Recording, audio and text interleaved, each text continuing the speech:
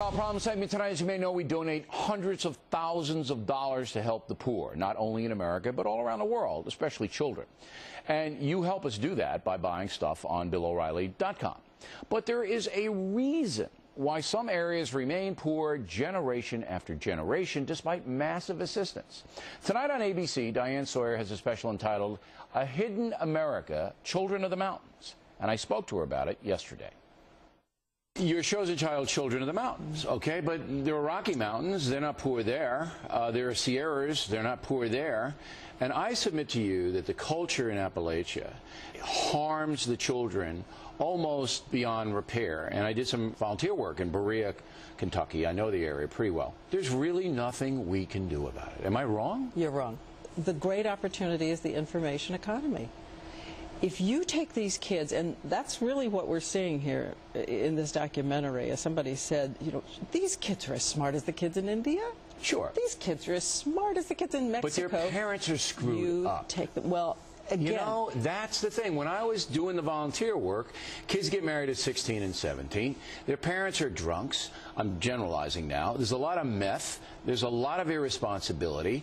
There's fear to go. Look, if I'm born in Appalachia, the first chance I get, I go to Miami. Okay, because that's where the jobs are. But they stay there, and the cycle of poverty for 200 years, boom, boom, boom, boom, boom, boom, boom.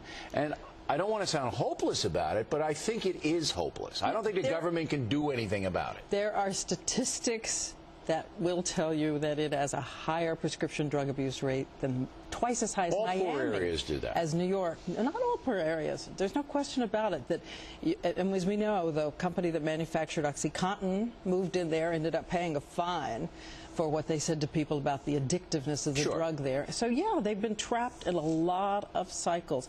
We're talking about this other generation. Aren't you from Kentucky? I'm from Kentucky. But, well, look. I am from Kentucky. That's right. I am, But if you grow up and you see this, you get the heck out of there. You don't stay there. And that's the problem. You know, I don't want to rebuild the infrastructure of Appalachia. I want to leave it pristine. It's beautiful. To preserve that culture, to give them a foothold in an information economy, let's just say... Give them? What am I supposed to give them? Let's just say, I'm not talking about government, I'm talking about moving in with computers in these homes. Right now, who's going to move in? Who's going to give them the computers? There are lots of organizations out there that have lots of computers and lots of mentoring support. You're calling for private people to donate things in this area to help these people. And I'm calling for people not to forget these kids. Because I'm with you there, and that's why I donated my time. But I got to tell you, people have to help themselves, you know? They have to wise up, and they have to see that there's a culture of poverty there, a culture of ignorance there. And you either leave or you try to improve it any way you can. But you have lots of fighters in there who are trying. These are not all the people. However, it's mixed in the generation. This group of kids wants it. All right. Well, Americans should pull together, and I'm with you, and we will watch Children of the Mountain.